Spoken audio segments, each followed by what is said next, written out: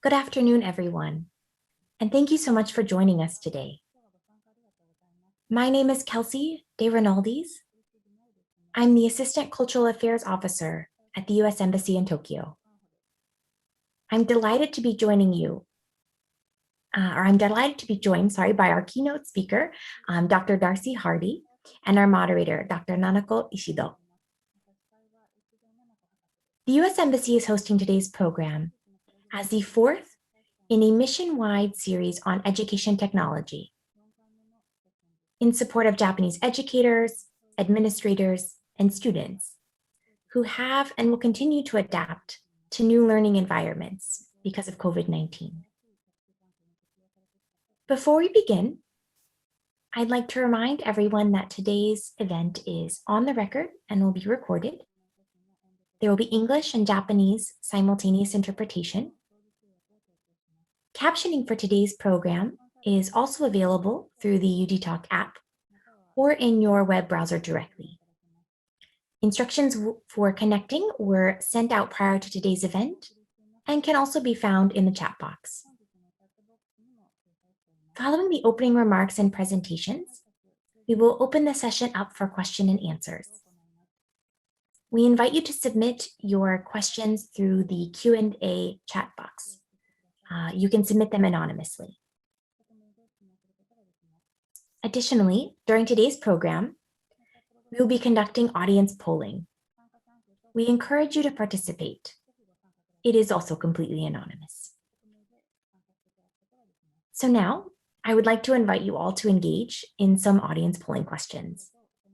This helps us to better understand who is in our audience with us today and your thoughts on today's topic. So the polling question should be popping up on your screen now. Again, your answers are anonymous, so we do encourage you to participate. We will give you a few moments to answer.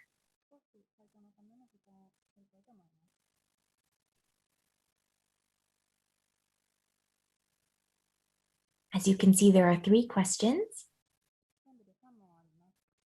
asking, have you ever used or implemented online education tools?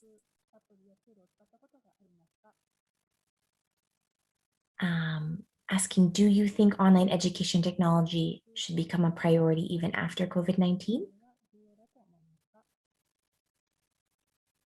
And what do you think are the impediments to employing online education technology?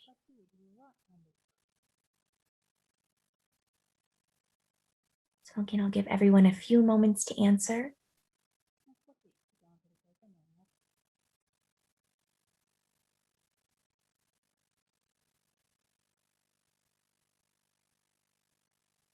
Almost everyone.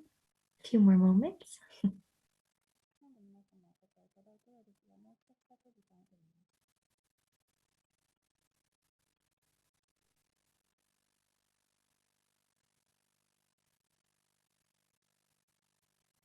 All right. I'm going to end the polling now and share the results so everyone will be able to see on their screens.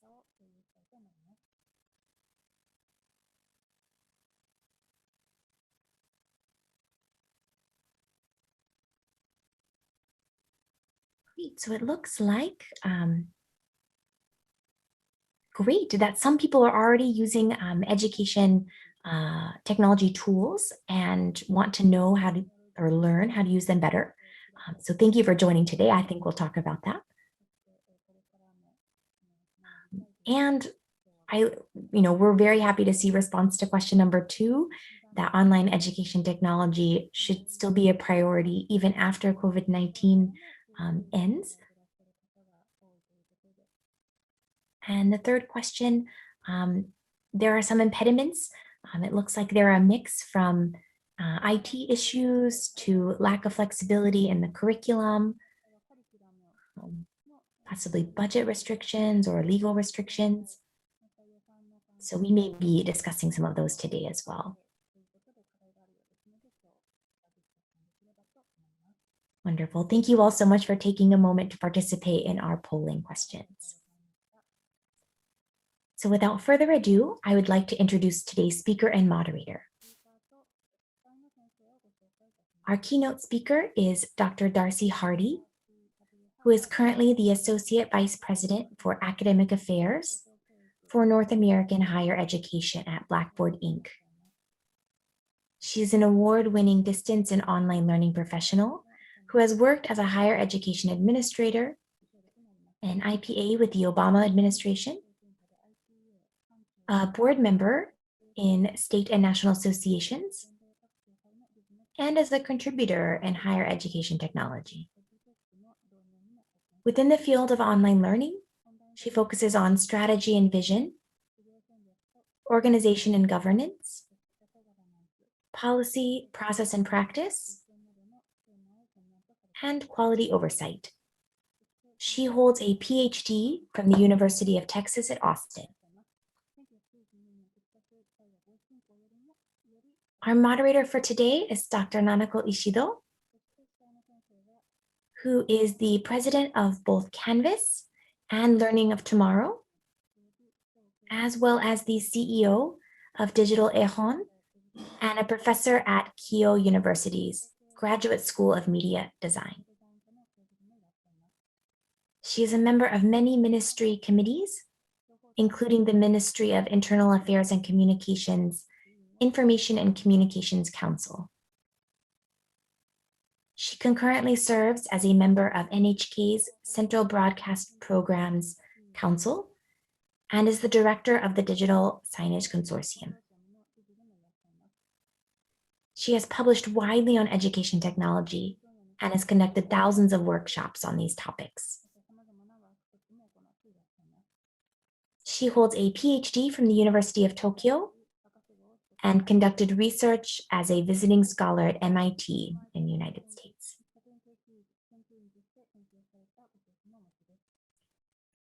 So with that, I would like to turn it over to Dr. Ishido, who will begin today's program.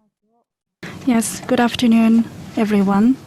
And Kelsey-san, thank you very much for the kind introduction. My name is Ishido. I am the head of the Learning of Tomorrow, and every week we are thinking about post-COVID education, and we have been holding the lunch symposium. And this time we are co-organizing this webinar to learn about the online education in the United States, as well as the thoughts and insights on the post-COVID-19 education. And I am grateful that we have this opportunity today. So the members of the audience today have high interest in this area, so I'm sure that you know, but in 2020, for Japan, for using information technology in education in Japan, it was an epoch-making time, such as digital textbooks were introduced and programming education became compulsory, and GIGA School, a vision where every student is going to have one device per person is going to be introduced. So that was the year 2020, and that's when COVID-19 hit. Due to COVID-19, all the schools were shut down, and however, Japan was unable to switch to online education because in Japan, ICT usage in education was underdeveloped in Japan compared to other countries. However, we can take this as an opportunity. All around Japan, people are recognizing that the current education in Japan is not adequate. And we cannot allow the ICT usage in education in Japan to lag behind anymore. It became an opportunity for us to realize that. And our organizations are promoting ICT usage in education. It means that we will be promoting the catch-up of the ICT usage in education with other countries, such as by using AI, IoT, and blockchain. We want to utilize various technologies so that we can create the state-of-the-art learning format in the world.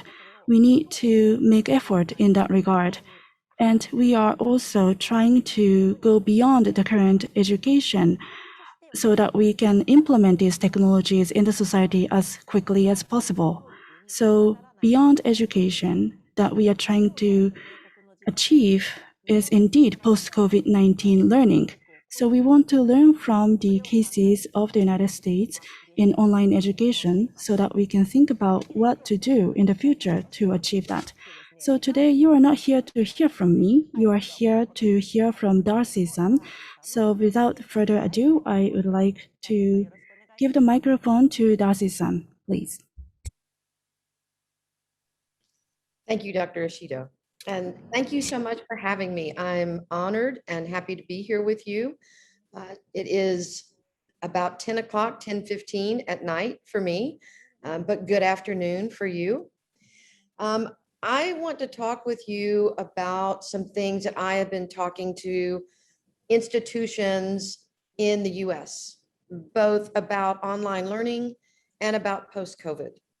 And hopefully some of the things I talk about will resonate with you and the struggles that you've gone through with COVID-19. But I hope that some of the tips that I give to you will be helpful as you move forward. Now, I am at Blackboard, and Blackboard is an educational technology company. But at Blackboard, we also understand that in order to have high quality online or digital teaching, hybrid, fully online, that it requires more than technology.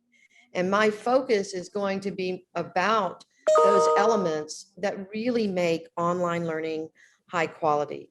So if we could go ahead and start my slide deck, that would be great. Thank you so much. Now, in my background, I actually started in distance education in the 1980s, and then moved all the way into online education in 1996. So I've been there from the beginning in the US and have watched it evolve. And I have become concerned about quality over time, and especially now going into post-COVID. So if we could go to the first slide, please. This is a document that we developed at Blackboard several years ago, but updated it in summer of 2020. And you'll receive a link for this chart when we're done. I share this document, this learning matrix, with presidents and provosts and vice presidents and rectors and other leaders that are looking at online, deans and directors and people that are engaged in online learning, because many people believe that online learning is all about the middle column, technology ecosystem. And in reality, it actually takes many of these other pieces around the technology to be highly successful. Now, does it mean that if you're going to have quality, you have to have every one of these 25 boxes? It does not. But as I'm going to share with you in a moment, there are things that you can do in the first column, regardless of where you are with technology. So I want to make that clear. What I'm talking about is not dependent on the technology. It's actually what should be done in addition to the technology, or even before you look toward the technology. You don't need to worry about all 25 boxes to have quality.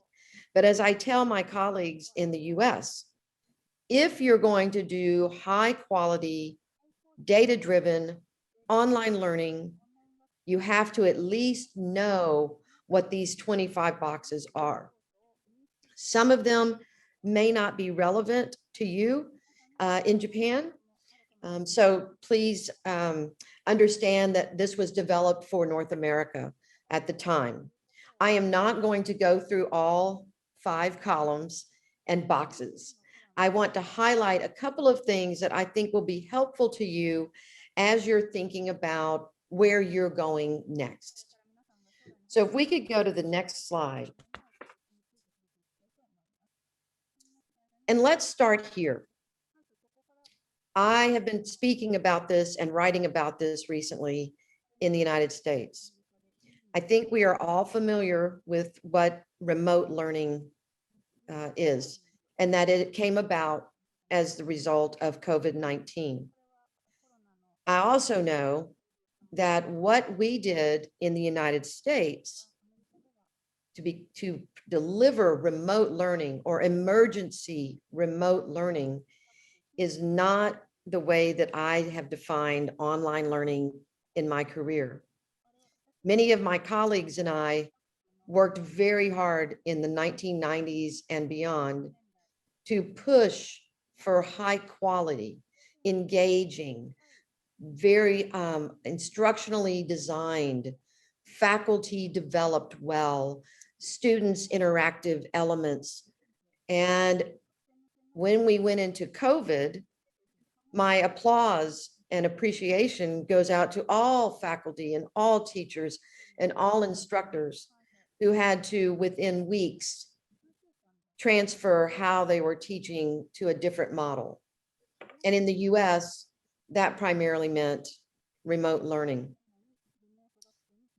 I think it's important for anyone going forward from COVID-19 to understand the difference between remote learning and online learning. And as you can see on the left column, remote learning was fast. It was mostly synchronous on Zoom, like what we're doing now. Not a lot of instructional design theory, totally about trying to duplicate face-to-face without taking advantage of the internet. Very minimal training for faculty. And it was mostly about which buttons to push in the technology, as opposed to the pedagogy of how to teach online and take advantage of the learning management system or even the internet. In remote learning, there's very limited engagement and interaction. And some student support services and structures may or may not be available. Online learning, on the other hand, is very strategic. It's very thoughtful. It's deliberate. It's data-driven. It's a full online learning ecosystem. It's not completely dependent on synchronous delivery. Now, in the US, that's very important because we have so many adults who are working and are trying to come back and get their degree or their credential. And because they're working, they can't be at a certain place at a certain time. They need asynchronous delivery. They're also interested in having engaging and interactive courses. And in most cases, online learning, for those schools that have a learning management system like Blackboard, they take full advantage of that software and of the internet.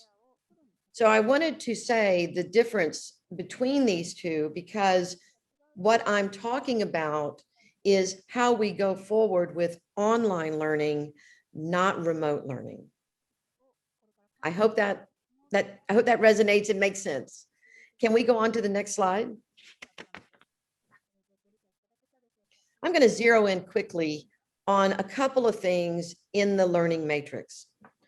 One, in institutional planning, I would assume that most of you, if not all of you, have either been involved or have seen strategic plans for your institution or your organization. In the US, most institutions have a strategic plan for the institution as a whole.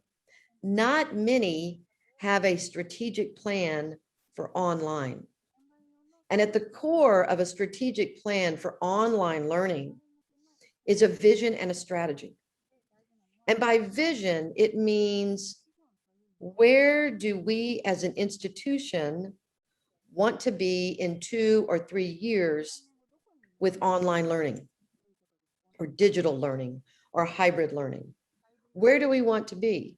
And if we don't ask that question at the beginning, and if our leaders in our institutions are not asking that question, those of you that are in this audience who are not in leadership, use this document. use this document to show how important it is to start with vision. Because if you have a vision of where you want to be, and then you have a strategy for how to get there, then it is much easier to recognize which of these other boxes make sense for your institution. So let's look at the next slide. I'm talking mostly here about the strategy, because the other pieces, I can spend an hour on every column, but I'm trying to make this quick so we can have some conversation. I wrote a blog for Blackboard back in June of 2020, and the blog was about what I was just talking about, the importance of having a vision, the importance of having a strategy. This checklist was developed by our team at Blackboard to accompany my blog. And the link that's down there, we will give to you at the end. You can go to that link, you can read the blog, but you can also download this checklist that helps you think about what should we be doing as we go past COVID. And there's a lot of pieces to this, things to talk about with your institution, and really start thinking beyond the technology. Technology is central, technology is key. Good technology is important, but these other pieces are just as important to have success. Let's go to the next slide.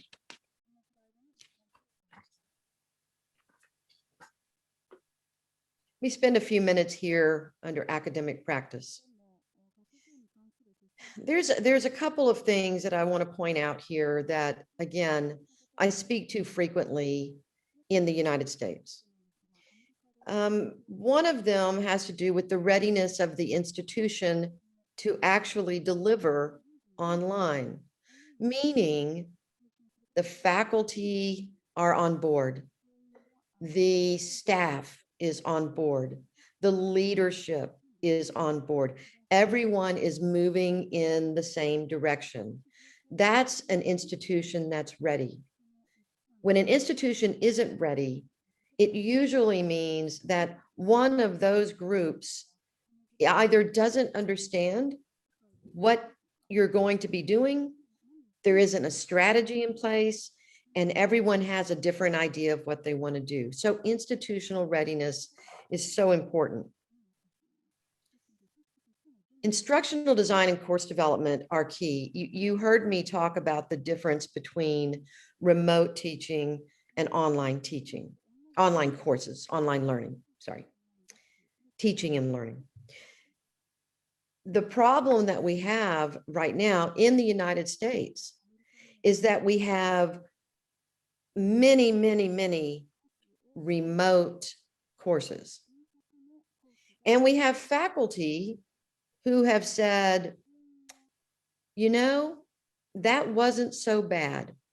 I think I want to keep teaching online.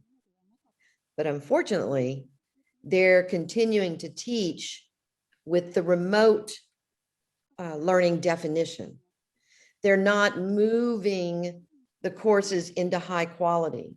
At the end of this, I'm going to kind of give you a list of things to be looking for when you want to take the courses and the things that were done during emergency and move those into high quality. And the same is true with faculty development. You know, in the US, we really struggled at the beginning of COVID because our faculty, if they had not already been teaching, did not know how to use the technology, did not know how to put their content online, and they didn't know how to teach online. So right now is the time to bring your faculty training and your development up. Because as we move forward, we don't ever want to be in this situation again where we're not ready. We need academic continuity, meaning it doesn't stop just because something happens. I know you're familiar with big storms.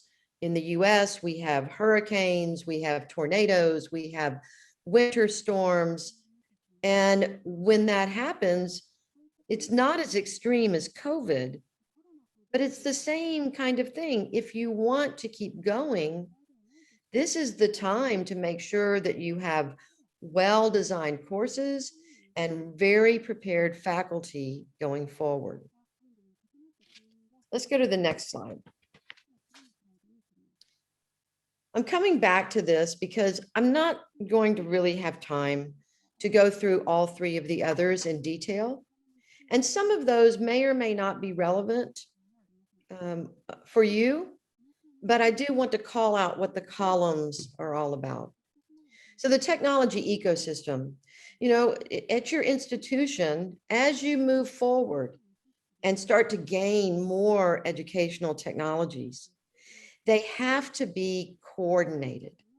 And there should be an ecosystem at your institution of those technologies. It should not be that one group of faculty have a certain technology and another group of faculty have another technology, and the information technology department doesn't know who has what.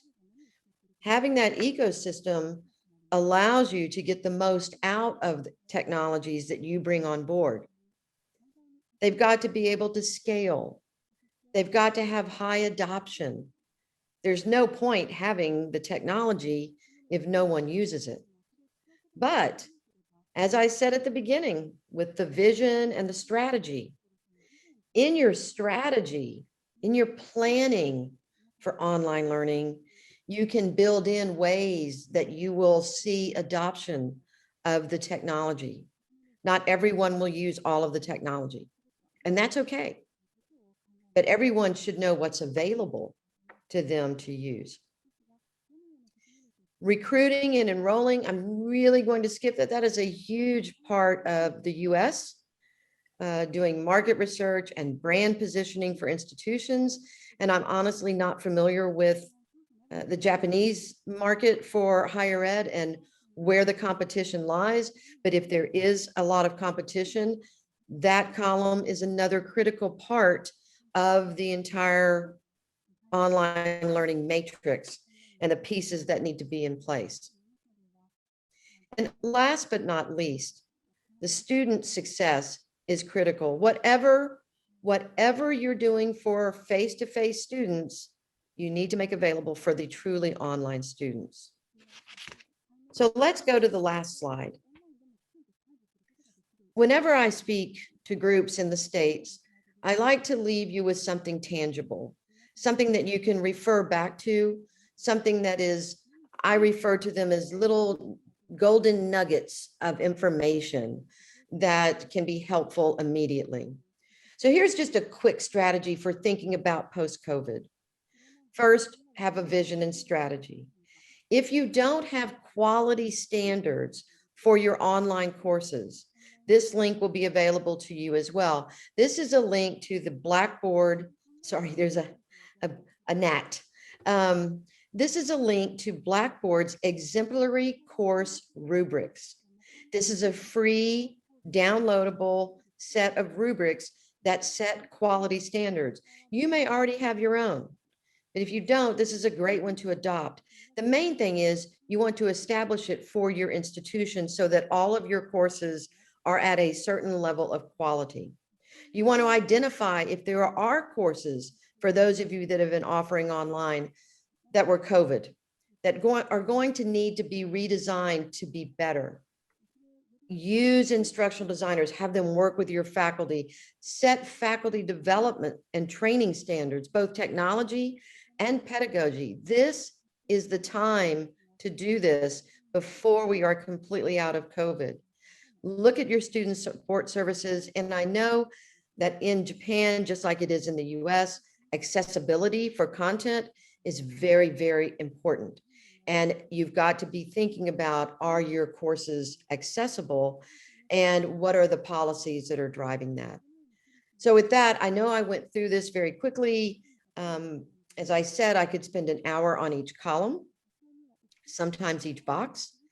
But I'm happy to answer questions, and I know we're going to put these links as well as the slides in the chat so that you can have access to them. So I'll turn it back over to Dr. Ishido for Q&A. Thank you very much.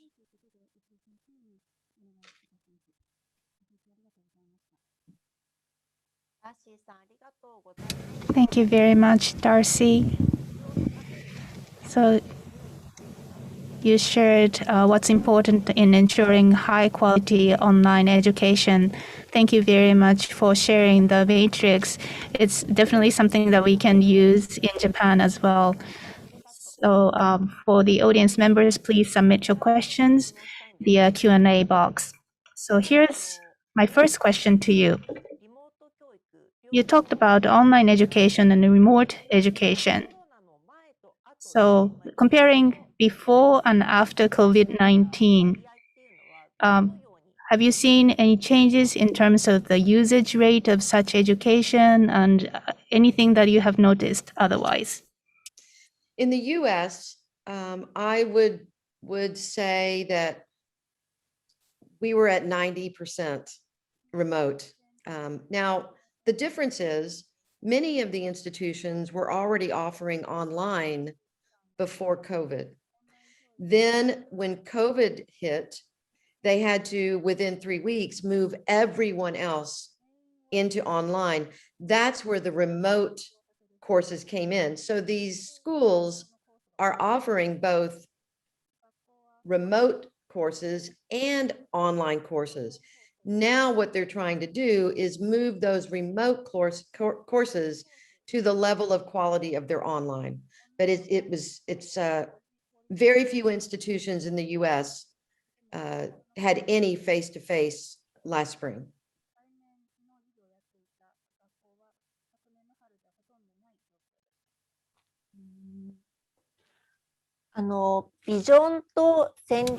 So you spoke about the importance of vision and strategy. So in remote education and in online education, I believe vision and strategy are very important. But have you noticed any changes before and after COVID? So can you speak to the changes you have witnessed in terms of strategy and vision before and after COVID-19? It depends on the school. Some schools already had a vision and a strategy before COVID. So now they'll pick up where they left off. Other schools are having to develop a vision and a strategy now because of COVID. Some schools will go back to face-to-face classrooms. Others will not. And others will, even more, will be hybrid, part online, part face-to-face. They are slowly being more strategic, but my disappointment is that I don't see that enough.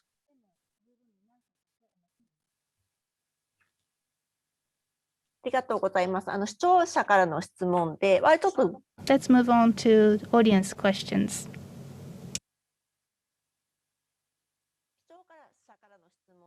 So we have some questions from the members of the audience. This person says that this person wants to know the example of the vision and the strategy. So Darcy-san, now that we are in the COVID-19 pandemic, if you have an example of an ideal vision and a strategy, then would you share that with us? Sure. A vision, and again, this is something that we could spend a lot of time talking about.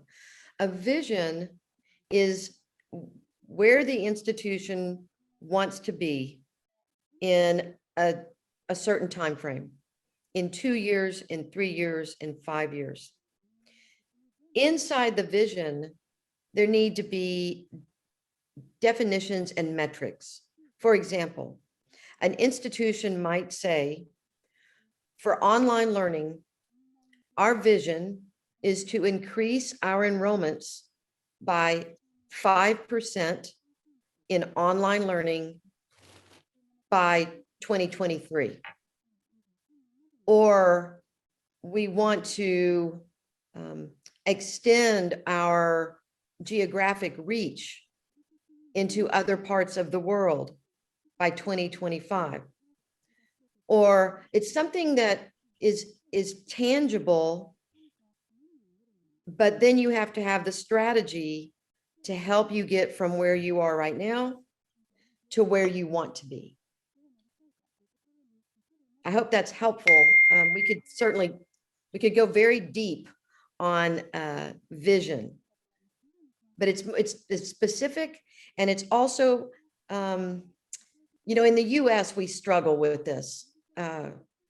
We have institutions that are not honest with themselves. They don't look in the mirror and see who they are as an institution. They all want to be great, but not every institution is going to be as successful as others. So an institution has to understand who they are and be very clear about the vision that is within reach.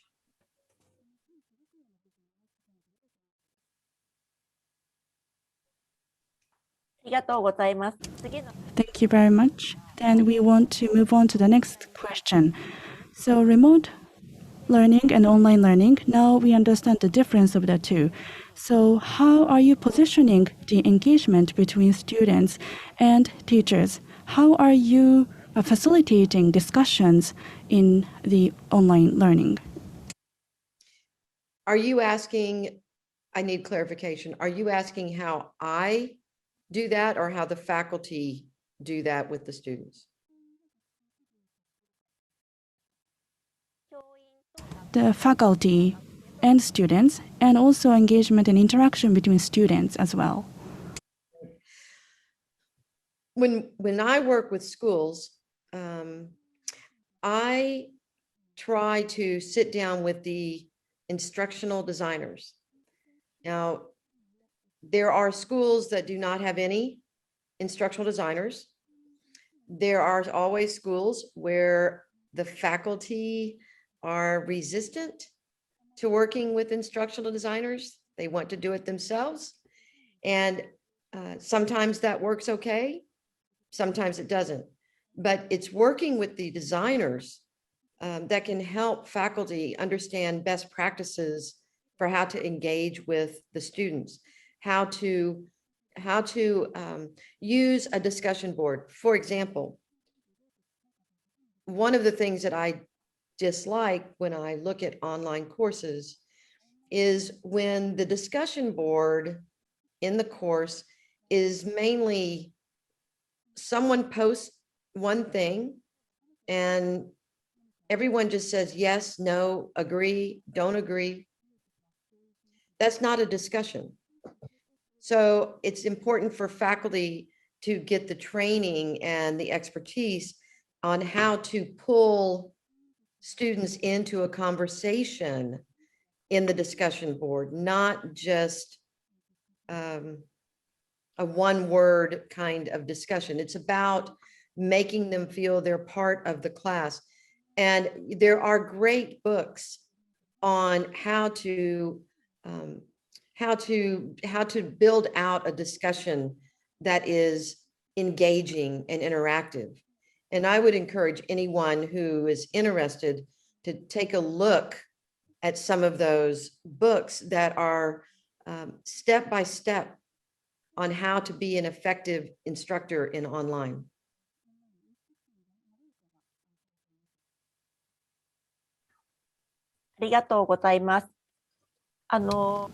Thank you. In Japan, also due to COVID, I work at Keio University, and we started online education or increased online education. But some students are asking for more face-to-face education as well. So finding the balance moving forward is a challenge. So Darcy, what are the things that are difficult to handle in online class, online education. So what are the things that are more fit for face-to-face education, and how would you advise to take or find a good balance between the two?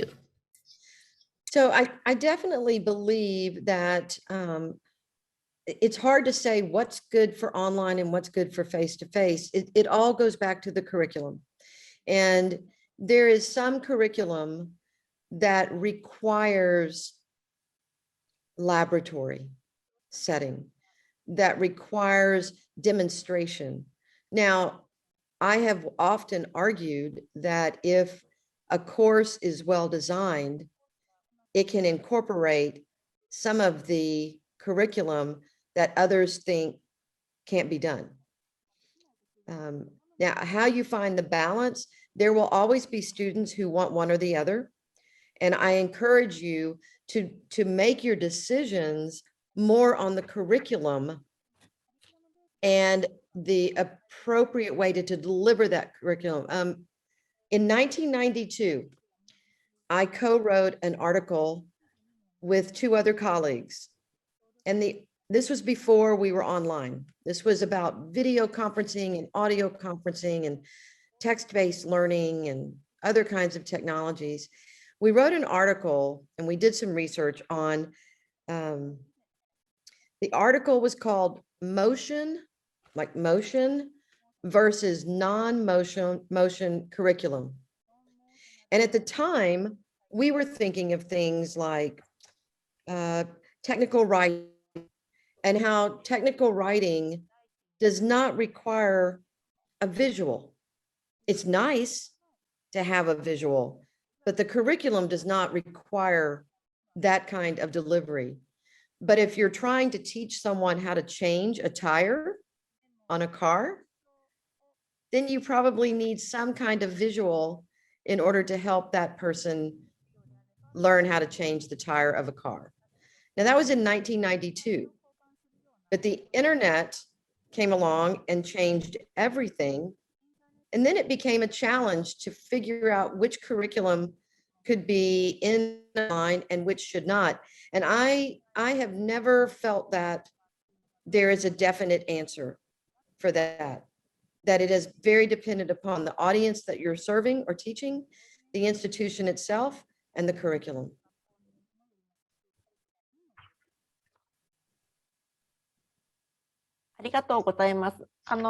Thank you. So we have two questions. So what's the current situation in American universities? What's the percentage of online classes and face-to-face classes? Do you know the rough percentage? Oh, And we also heard that many of the colleges are going back to face-to-face classes starting this fall. Is that true? so the first question, on the top of my head, I don't know the numbers. I can tell you that online learning has steadily grown over the years. It sort of hit a plateau about a year and a half ago. I believe that we're going to actually see more after COVID. And this kind of gets into the second question. Yes, institutions are going back to face-to-face. Interestingly enough, there are a large number of students who are now wanting to have a hybrid approach. Some classes online, some classes face-to-face in the fall. And depending on the type of institution, will probably make a difference on how many of those schools do go forward with a hybrid approach.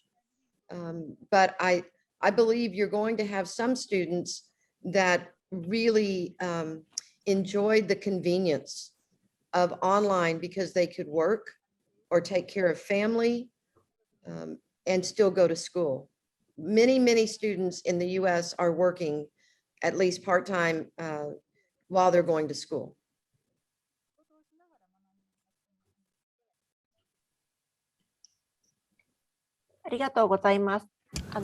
Thank you very much.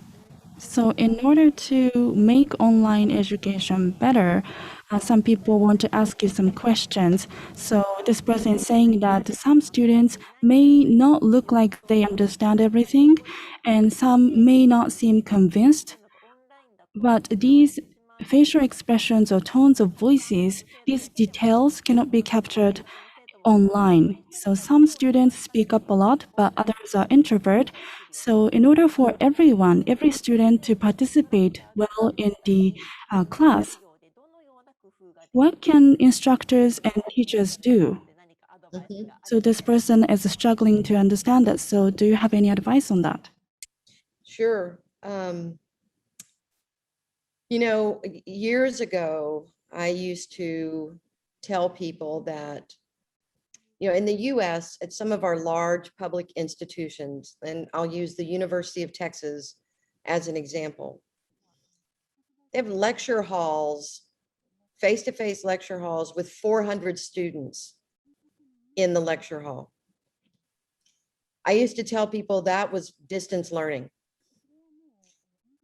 because there is no way for those students to all participate, and they are really distanced from the professor. If online learning is developed well and designed well, there are ways to make sure that everyone has a chance to participate.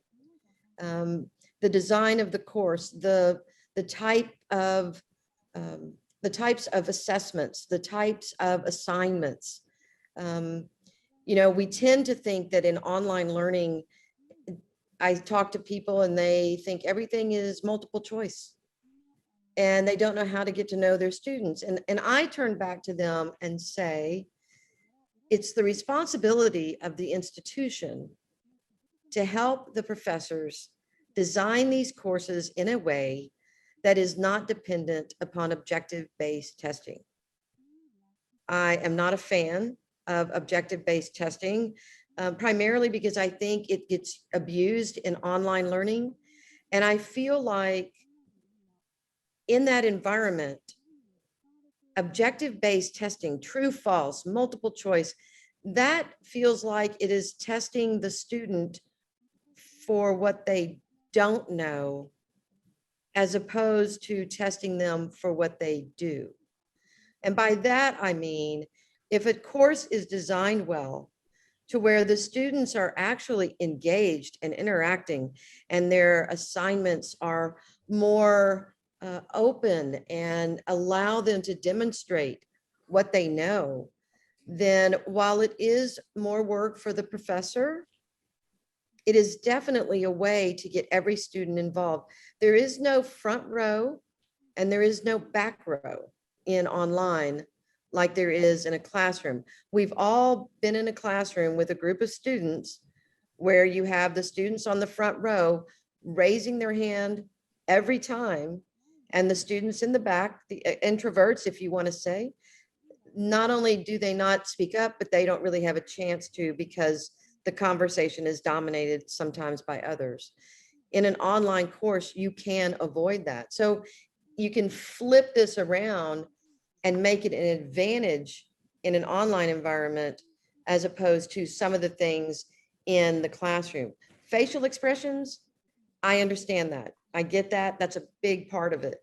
But the likelihood of everyone being able to see everyone's facial expressions in some of the larger classrooms is not very high. So I'm not saying we shouldn't have face-to-face. I don't ever want to see where we have only one modality. My dream is that we have choices and that students can make those choices based on where they are in their lives, as opposed to the institution making that decision for them.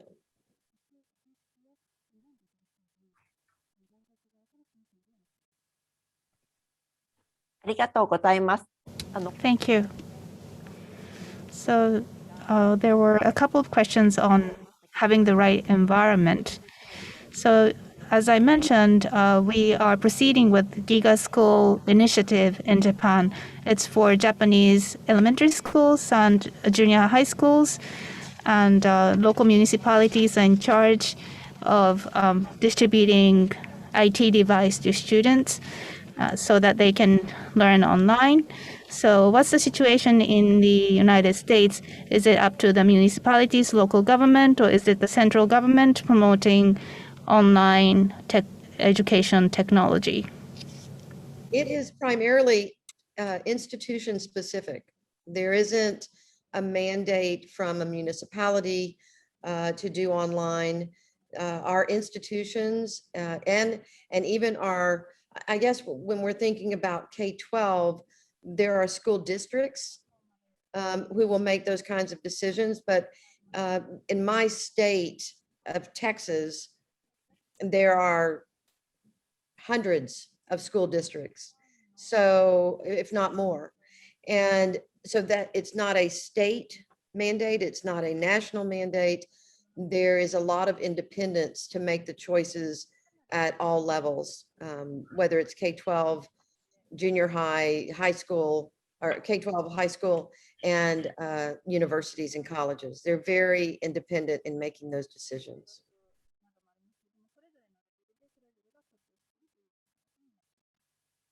We just try to help them do it the best way they can once they make the decision to go that way.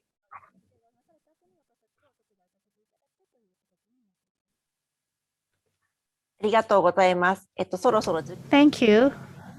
We are almost out of time, so the next one is going to be the last question. So how does the online education affected the education gap, education disparity? I think online helps to reach to all students regardless of where they are. So I believe it could help narrow the gap. But under COVID, not all the municipalities were able to introduce online education. So economic disparity of families had impact on students' accessibility to education. So what is the situation in the United States? Did the online help narrow the gap, or why did it widen the gap? You know, it was definitely the similar problem where we had students who did not have access to the technology, or at home they had one laptop for everyone to use, and they did not have high-speed internet, nor could they go anywhere because we were locked down to use internet. So there were definitely some disparities. I think what the institutions and what schools are, you know, and it was more in K-12. It was more in the K-12, the kids, than the institutions. And so now school districts are reconsidering how they're going to approach this in the future. It is a big problem in the US, the disparity and the lack of equity at times when it comes to technology and access. But our president, President Biden, and his cabinet is very focused on making sure that bandwidth issues become more across the entire country and not have areas that are not able to be online. So unfortunately, I think it's a problem in every country. I wish it wasn't.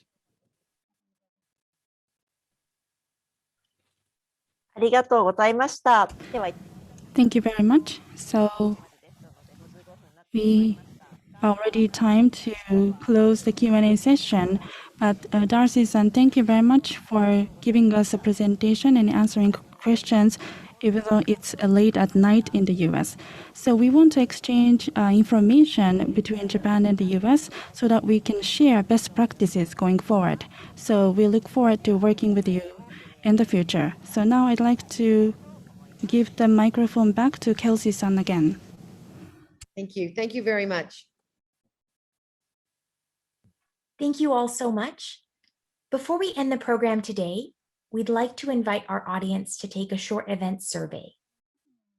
So you should be seeing a QR code pop up on your screen shortly. While you take a moment to answer, I would like to thank our speaker and moderator, Dr. Hardy and Dr. Ishiro, for joining us today and sharing your expertise with us. A special thank you to our simultaneous interpreters and technicians at NHK and our captioners at UD Talk. Lastly, I'd like to invite you to visit our website or social media for further information on upcoming programs related to education technology, English language education, and study in the United States. We have many resources to support teachers, administrators, and students in these areas. We thank you all so much for joining us today. We hope you continue to remain safe and healthy during these uncertain times.